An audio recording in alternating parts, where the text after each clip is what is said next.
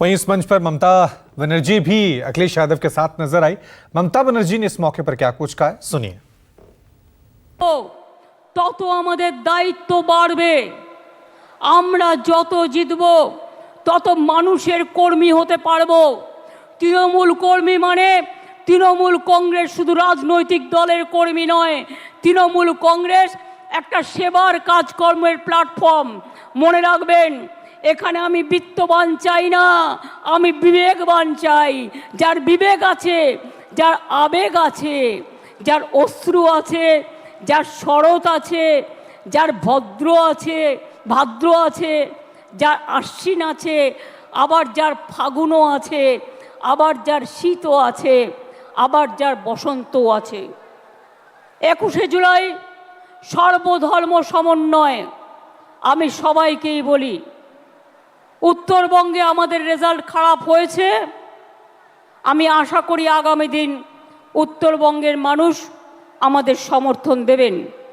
আমি ধন্যবাদ জানাচ্ছি কুচবিহার, জলপাইগুড়ি, আলিপুরদুয়ার, রায়গঞ্জ, মালদা থেকে শুরু করে, যদিও মালদায় পার্লামেন্ট ইলেকশনে আমরা জিতিনি। আমি জানি না কেন আপনারা আমাদের ভুল বুঝলেন, হয়তো আমাদেরই দুর্ভাগ্য। একটা সিট কংগ্রেসকে, একটা সিট বিজেপিকে। ওরা কোনোদিন কিছু করেছে আপনাদের জন্য? করবেও না, মনে রাখবেন। কিন্তু তাও ভুল বুঝিনি আমি মনে করি মালদার আমসত্ত্ব 2026-এ আমরা পাবই, এই বিশ্বাস আমার আছে। কুচবিহারের মানুষকে অনেক ধন্যবাদ। অনেক লড়াই করে তারা জিতেছেন। যেটা পারবেন না দলকে জানাবেন। আর যেখানে আমরা জিতিনি সেখানে। तो चलिए इस खबर पे और ज्यादा जानकारी के लिए सीधा रुख करते हैं मेरे सहयोगी मनोज का। मनोज, साफ तौर से हम देख रहे हैं ममता बनर्जी और अखिलेश यादव आज एक साथ एक मंच पर आए। हालांकि मौका शहीद दिवस का था, लेकिन मैसेजिंग का जो खेल हुआ है वो राष्ट्रीय राजनीति के तौर पे हुआ। चाहे अखिलेश यादव हो या ममता बनर्जी, साफ तौर से ये मैसेज दे दिया है कि इंडिया अलायंस के सहयोगी दल एकजुट हैं और जब भी मौका आएगा वो सरकार बनाने के लिए तैयार है।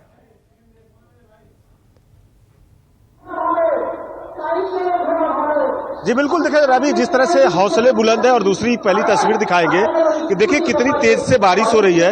सारे कार्यकर्ता चले जा रहे हैं, लेकिन मुख्यमंत्री ममता बनर्जी अभी भी मंच पे डटी हुई है और लगातार संबोधित कर रही है। साफ तौर पे देखिए कि जिस तरह से अखिलेश यादव ने यहाँ पे सभा में पहुंचे थे, उन्होंने संबोधन किया, क्योंकि जिस तरह से बीजेपी पर आरोप लगाया कि बीजेपी षड्यंत्र के तहत सरकार चला रही है, किस तरह से सत्ता में है और ये ज्यादा दिन खेल चलने वाला नहीं है, सरकार गिरेगी। और कहीं ना कहीं इस तरह के देखिए कि यहाँ पे अखिलेश यादव ने एक संदेश दिया है कि ये इंडिया गठबंधन है, पूरी तरह से मजबूत है। और उन्होंने मुख्यमंत्री ममता बनर्जी का भी सराहना किया है, क्योंकि देखिए कुछ दिन पहले मुख्यमंत्री ममता बनर्जी जब मुंबई गई थी, सारे विपक्षी दलों के जो यहाँ पे इंडिया गठबंधन के लोग हैं उनसे मुलाकात कर रही है। और आज शहीद दिवस का मौका है, देखिए कुछ अलग तरीके से, चूंकि बंगाल की राजनीति का यहाँ भी चर्चा हुआ है। अखिलेश यादव ने भी जिस तरह का दीदी को कहा कि बीजेपी किस तरह से पीछे करके दीदी ने इस बार लोकसभा चुनाव में आगे बढ़त बढ़ाई है, 29 सीट जीते हैं। और ममता बनर्जी ने भी देखिए आज साफ तौर पर संदेश दिया है कि ये सरकार ज्यादा दिन तक चलने वाली नहीं है। तो कहीं ना कहीं इस तरह का मौका दिख रहा है, या इंडिया गठबंधन इस तरह के यहाँ जुगाड़ में बैठा है कि बीजेपी यदि सत्ता से दूर होती है, यदि बीजेपी के कुछ जो यहाँ सहयोगी दल नाराज होते हैं, उनको इंडिया गठबंधन में लाया जा सकता है। ये कहीं ना कहीं इस तरह का देखिए आज यहाँ से मंच से हुआ, क्योंकि देखिए मंच मुख्यमंत्री 1993 में जब कांग्रेस में थी, तब से यहाँ पे जो कांग्रेसी कार्यकर्ता थे, राइटर्स बिल्डिंग उस समय सीपीएम का था, ज्योति बसु मुख्यमंत्री थे, घेराव करने जा रहे थे, तभी 13 लोगों की मौत हुई थी पुलिस के गोलियों के द्वारा। तब से लेकर मुख्यमंत्री ममता बनर्जी जब टीएमसी पार्टी में आई है, उसके बाद भी शहीद दिवस को मनाती है। लेकिन इस बार कुछ खास है, आप देखें कि लगातार कार्यकर्ताओं में किस तरह से जोश है। इतनी बारिश हो रही है, मूसलाधार बारिश की वजह से मुख्यमंत्री ममता बनर्जी बेकायदा मंच में भीग रही है, उनके बाद भी यहाँ पे लोगों को संबोधित कर रही है और जनता भी यहाँ पे डट के खड़ी है और उनके भाषण को सुन रही है। क्योंकि आज कहते हैं कि 21 तारीख को मुख्यमंत्री ममता बनर्जी ने आज जो संबोधन देंगे पूरे देश में, पश्चिम बंगाल के लोग हैं जो बंगाल से मतलब रखते हैं। आज लेकिन मनोज, क्योंकि हम देख रहे हैं, मनोज हम देख रहे हैं कि ममता बनर्जी बहुत ज्यादा है बंगाली में अपना भाषण दे रही हैं, तो नेशनल पॉलिटिक्स को लेकर क्या अहम बातें जो है ममता बनर्जी ने इस कार्यक्रम के दौरान कह रही हैं वो?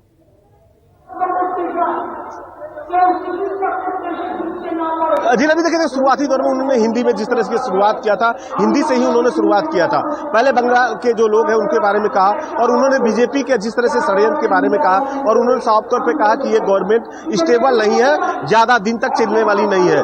इसको लेकर उन्होंने चर्चा किया है और बाकायदा बंगाल के देखिए वो जो जिस तरह से यहाँ पे जो कार्यकर्ताओं में जोश भरने का काम करती है, लक्खी भंडार है यहाँ पे, जो स्वास्थ्य साथी कार्ड है उस लक्खी भंडार के तहत किस तरह से महिलाओं के लाभ मिल रहा है, स्वास्थ्य साथी के तहत किस तरह से बंगाल के जनता को मिल रहा है, यहाँ पे जो कह सकते हैं कि जो स्टूडेंट है स्टूडेंटों को किस तरह से इसका मिल रहा है, क्लास 9 में जाने से किस तरह से जो स्टूडेंट महिलाएं जो छात्राएं हैं उनको साइकिल की व्यवस्था होती है, पढ़ने की व्यवस्था है, इन सब सारों चीजों को मुख्यमंत्री ममता ने ये बताया है। और मालदा में जिस तरह से जहां पे जिन जगहों पे उनकी हार हुई है वहां पर उन्होंने साफ तौर पे कहा कि हम अगली बार 2026 में मजबूती के तहत आएंगे और बाकायदा वहां पे हम लोग जो काम हमारा नहीं है, जनता के बीच हमारा विकास का काम नहीं पहुंच रहा है, उन सब चीजों को भी पहुंचाएंगे। ठीक है। तो अखिलेश और ममता बनर्जी एक साथ नजर आए, अब इसका भारतीय राजनीति पे क्या असर पड़ेगा ये तो आने वाला वक्त बताएगा। शुक्रिया मनोज तमाम जानकारी के लिए। खबरों में आगे बढ़ते हैं।